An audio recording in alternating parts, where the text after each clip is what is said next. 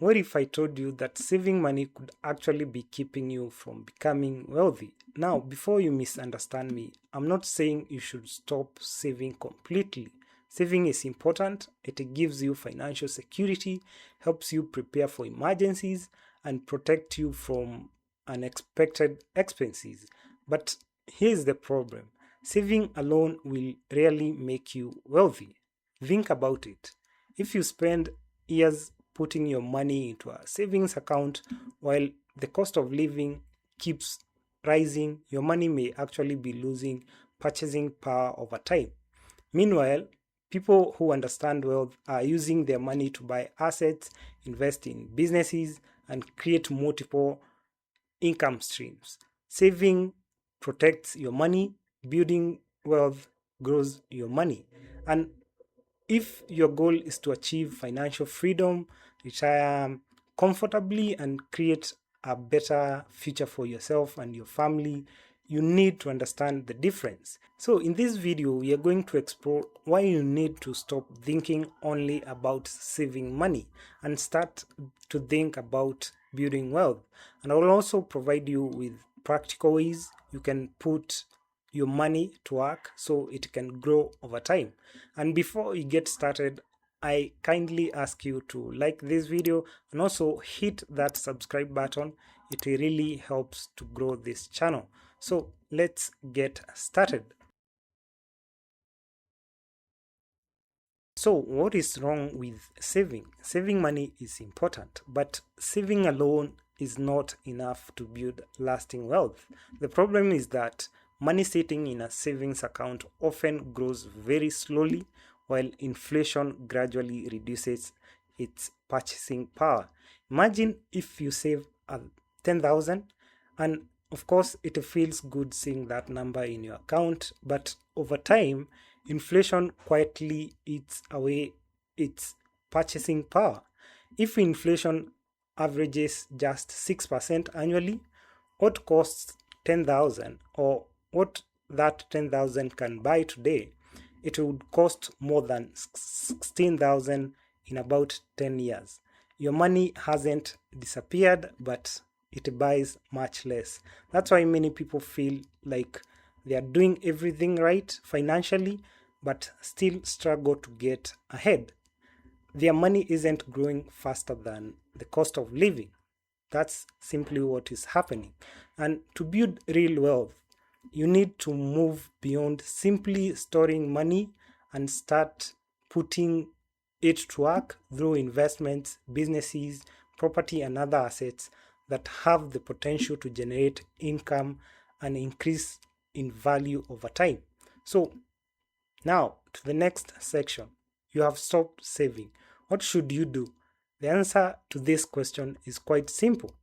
Let the money that you have saved or the money that you'll be earning start working for you. Instead of leaving every extra dollar or every shilling that you have to sit in cash or in the bank, you invest consistently in diversified assets that historically have provided long-term growth. And where should you save or where should you put your money? Well, there are different ways to put the idle money to work. So the first option to put your money to work is to buy fixed income assets. Fixed income assets is a type of investments that provides you as the investor with a guaranteed return in interest or dividends in return for a lump sum deposit. The fixed income assets can include government securities, that's treasury bonds or treasury bills, and it also includes corporate bonds and fixed income funds. And the good thing about the fixed income assets is that they can provide a more predictable stream of income compared to some higher risk investments. They can also play an important role in diversifying your portfolio. And if you are someone who wants a balance between growth and stability, fixed income investments may be worth considering. However, you still need to understand the risks involved, including interest rate risks, inflation risks, credit risk, and the specific term of the investment. And your goal is not to put all your money into this type of asset. The goal is to build a portfolio that matches your financial goals and risk tolerance. So, the second way that I would recommend to put your money to work is to invest in stocks. Stocks gives you an opportunity to own a small portion of a company. And when you buy shares of a profitable business, you become a part owner. And if the company grows and performs well, your investment may increase in value. And some companies also pay dividends, and this can give you an additional source of income. But the stock market comes with risk. Prices can rise and fall. That's why you shouldn't invest money that you need for immediate expenses, or you should not invest based on emotions or market hype. Instead, learn how the market works, research companies, understand valuation, think long term, and consider diversification. Buy shares for different companies rather than putting all your money in one basket. Another powerful way to build wealth is to start a business. This is the most favorite option for me. It's one of the most effective way to grow your wealth. In fact, most billionaires and millionaires created or accumulated their wealth through this option.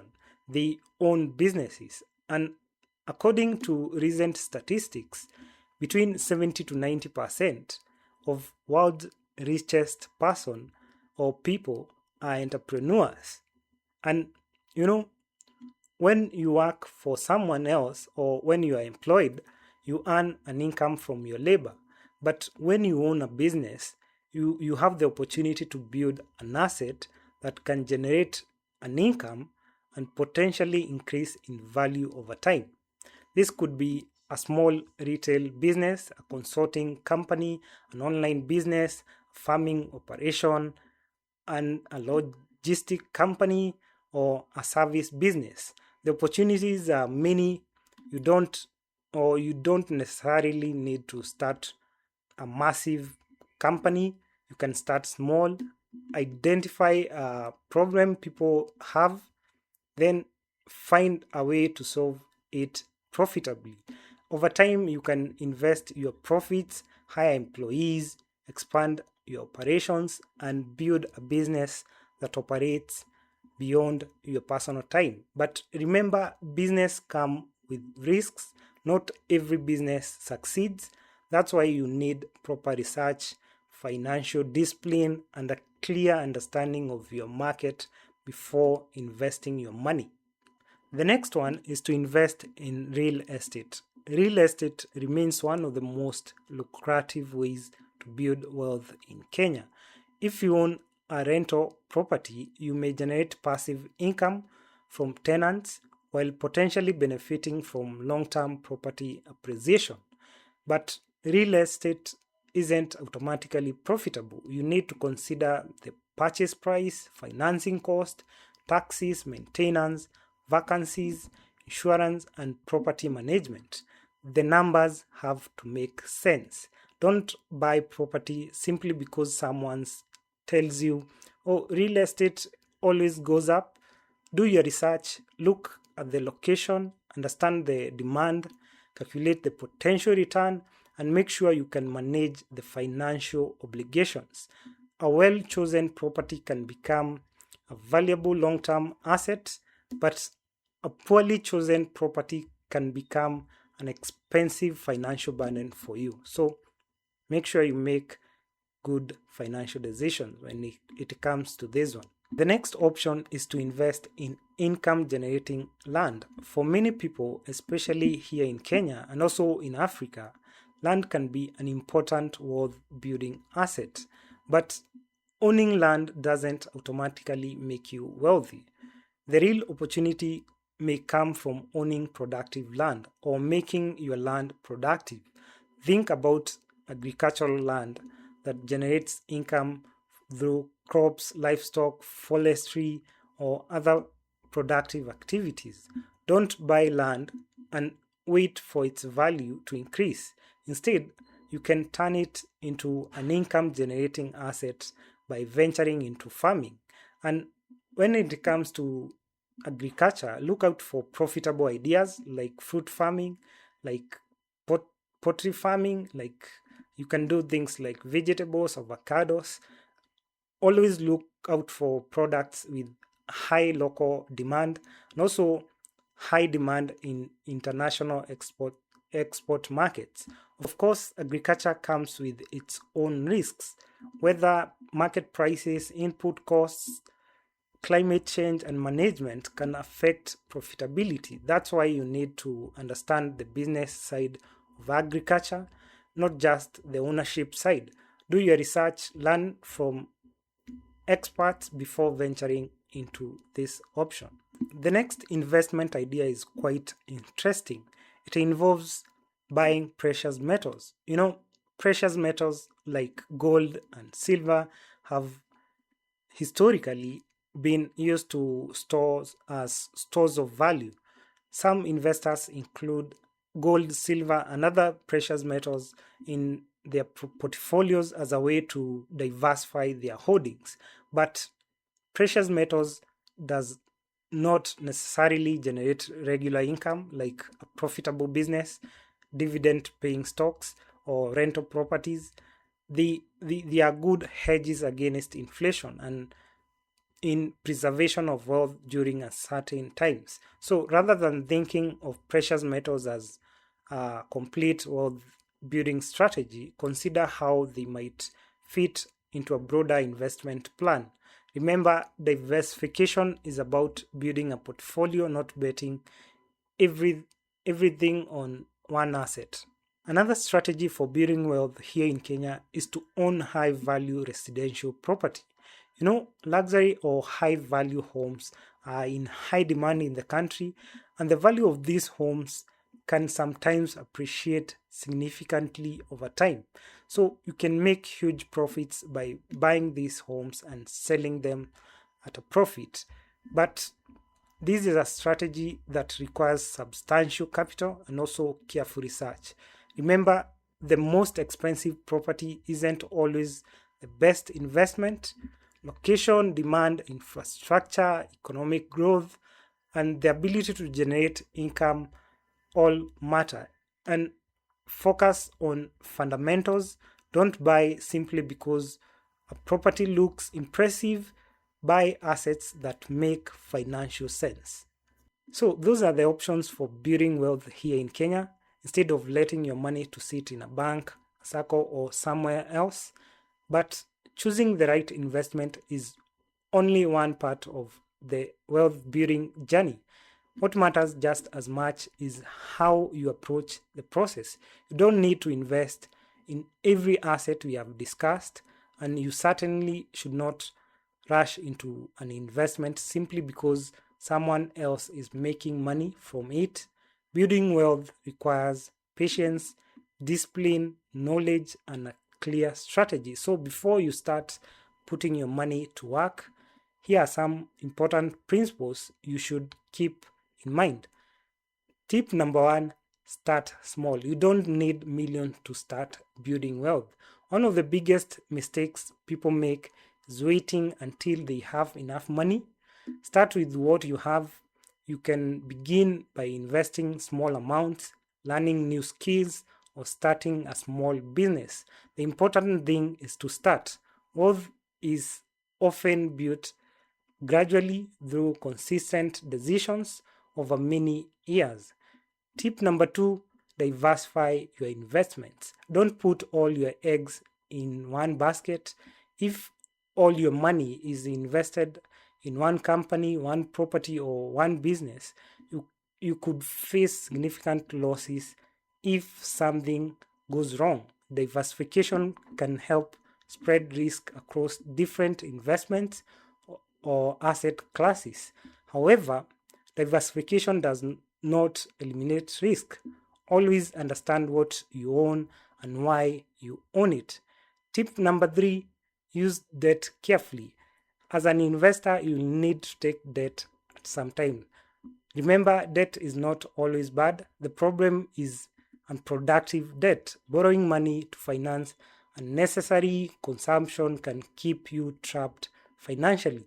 But carefully managed debt can sometimes be used to acquire productive assets such as a business or income generating property. The key is understanding the cost of borrowing and making sure the investment can realistically support the debt. Never borrow simply because you assume an asset will automatically increase in value. Tip number 4: learn and build valuable skills. Your greatest asset may be yourself. Before you can build wealth, you need the ability to earn money. Develop skills that increase your value in the marketplace. Learn about investing, learn about business, learn how to manage money, learn how to negotiate, learn how to communicate. And the more valuable your skills become, the greater your earning potential and the more money you may have available to invest. Tip number 5: seek professional financial advice. You don't have to figure everything out alone. Depending on your financial situation or goals, it may be helpful to seek or to speak with qualified financial professionals, accountants, or tax experts or investment advisors.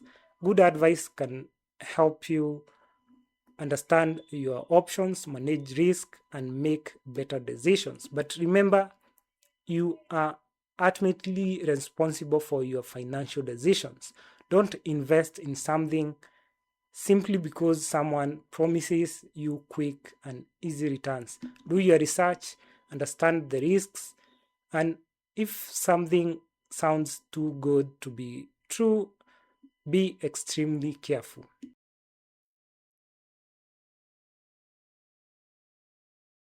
To conclude, saving should not be confused with building wealth. Saving protects your money. Building wealth puts your money to work. You need savings for security, but if your goal is financial independence, you also need to think beyond your savings account. Think about businesses, think about stocks, think about fixed income investments, think about real or rental real estate, think about productive land and agriculture, think about precious metals, think about valuable properties, and most importantly, think about building assets that can potentially grow in value and or generate income over time. Start small, diversify, use debt carefully, build valuable skills, and seek professional advice when necessary. Remember, wealth is rarely built overnight. It's built through knowledge, discipline, patience, and consistent action. So don't just ask yourself, how much money can I save? Start asking, what assets can I build or own that will help create wealth for my future? Because saving can protect your financial present, but building wealth can help create your financial future. That's all from me today. If you have enjoyed this video, please don't forget to like this video and also subscribe. And thanks for watching. I'll see you in the next one.